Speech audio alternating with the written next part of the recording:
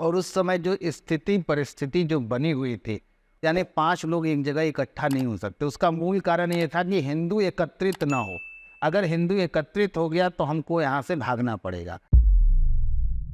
तो पंडित जी, जैसे आपने बताया कि गणेश चतुर्थी एक गणेश उत्सव उनका जन्मदिन मनाया जाता है। जन्मदिन तो कृष्ण जी का जन्माष्टमी में भी मनाया जाता है। तो ऐसा क्यों कि गणेश जी को 10 दिन की पूजा मिलती है और कृष्ण जी को केवल 1 दिन की?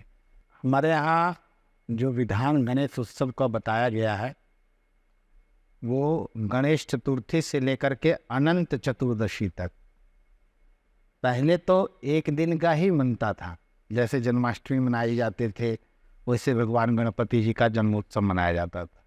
लेकिन ये 10 दिनों के जो उत्सव के रूप में जो प्रारंभिक किया, वो बाल गंगाधर तिलक ने किया कि अनंत चतुर्दशी तक 10 दिनों तक परंपरा ये चलाई, जिससे 10 दिनों तक वहाँ के लोग इसी चीज़ में रमे रहें, सब में एकजुटता आए, सब लोग एक साथ आए और एक साथ आकर के, और उस समय जो स्थिति परिस्थिति जो बनी हुई थी, उस समय एक धारा है 144, तो ये अंग्रेज़ों ने लाई थी ये धारा, आज भी ये चल रही है, उसमें कोई संशोधन नहीं हुआ।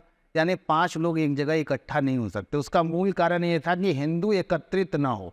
अगर हिंदू एकत्रित हो गया तो हमको यहाँ से भागना पड़ेगा। तो उन्होंने 144 को लागू कर दिया था। तो उस समय गंगाधर तिलक जी ने सोचा कि क्या ऐसा करूँ जिससे इस धारा का हम लोग उल्लंघन भी ना करें, हम पर कोई कार्रवाई भी ना हो और ये अच्छे से हो जाए। तो उन्होंने ये फेस्टिवल के रूप में एक धर्म की आड़ को लेकर के, धर्म का कार्य लेकर के इन्होंने किया और उस 144 धाराओं को इन्होंने समाप्त करने के लिए ये परंपरा इन्होंने प्रारंभ किया, और जिससे सब लोग एकजुट होकर के, एक साथ होकर के इस परंपरा में आए।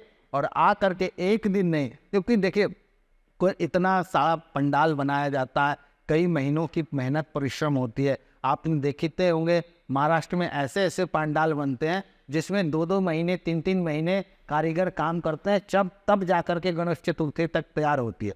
और इतना लंबा खर्च होने के बाद 1 दिन का उत्सव तो आनंद नहीं आता है। तो क्योंकि महाराष्ट्रियन लोग 10 दिनों तक ये उनका सबसे बड़ा ये त्यौहार होता है।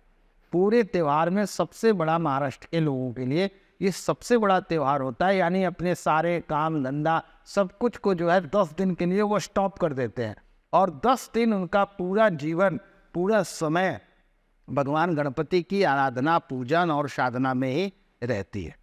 तो इसलिए उन्होंने 10 दिनों की ये परंपरा प्रारंभ किया, जिससे कुछ समय तक हिंदू धर्म से जुड़ा रहे और सब लोग एक साथ मिलकर के कुछ विचार विमर्श आपस में बैठ करके तब से ये प्रारंभ हुई। और उसका कारण ये हुआ कि वही परंपरा का देन है कि आज जो है हम लोग आज़ाद हैं और उन लोगों को यहाँ से पलायन करना पड़ा।